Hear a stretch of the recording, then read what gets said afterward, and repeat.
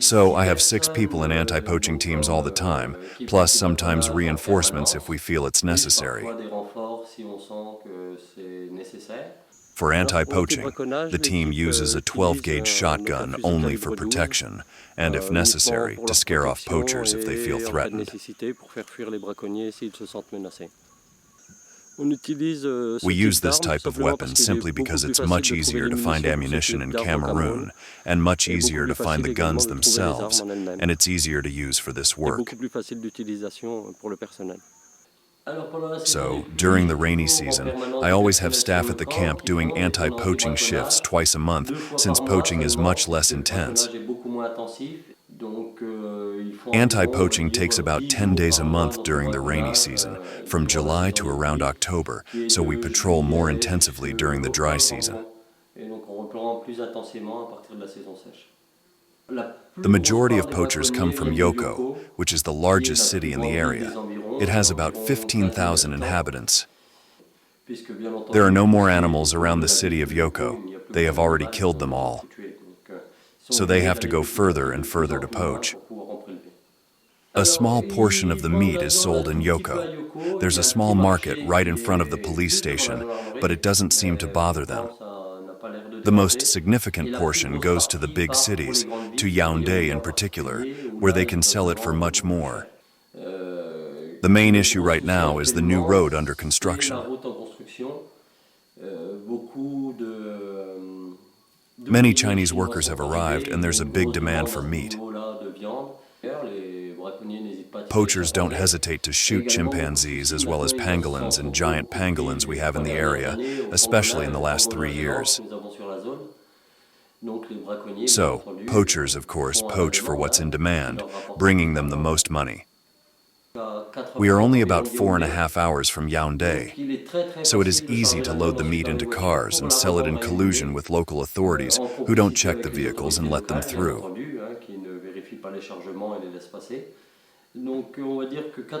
So I would say that 90% of poaching comes from Yoko. There's also a bit of poaching around the villages, which isn't too bad since people poach to feed themselves. This kind of poaching can be accepted as long as it remains moderate. We also have a problem with cattle herders, the Fulani, who enter the area near Yoko, who are trying to get into the area to feed their animals. This is a big issue as it drives the wild animals away since they can't stand the smell of cattle. Moreover, the cattle eat all the food, so there's nothing left afterwards. The second concern is that the herders open the area, giving the poachers access. So it opens tracks for motorcycles. So they manage to cover about 15 kilometers from Yoko by motorcycle. And then they do everything on foot and sometimes up to 35 to 40 kilometers further to poach.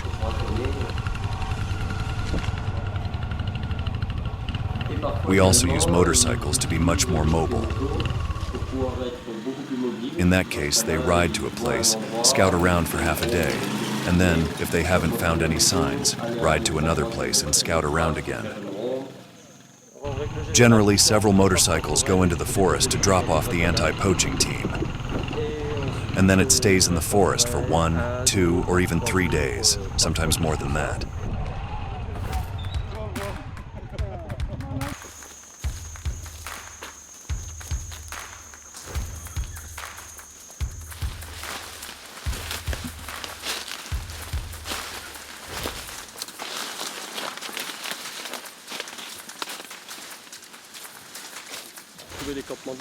To find the poachers' camps, the guys simply look for tracks in the forests, which usually lead directly to the poacher or the camp. In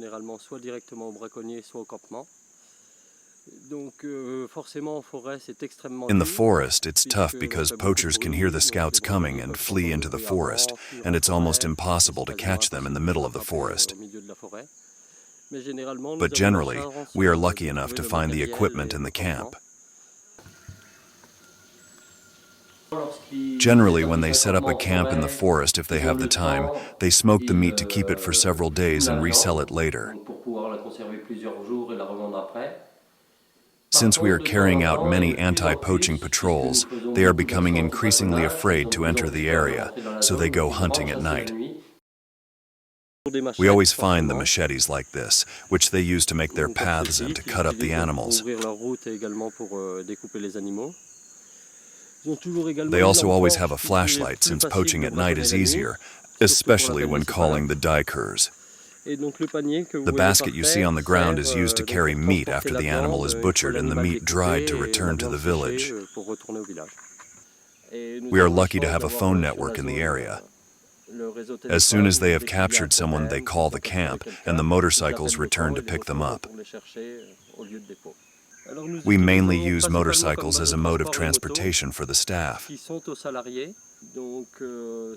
What we do is when they have breakdowns or issues with their tires, etc., we pay for the parts and get them fixed through the hunting season, because it's much easier to move around on a motorcycle than in a pickup truck in forested areas. The issue is that when we catch poachers, if we just hand them over to the authorities, within a day or two they're released. If we manage to seize the weapon, the motorcycle, the meat, their ammunition, they get it all back and can start again a few days later.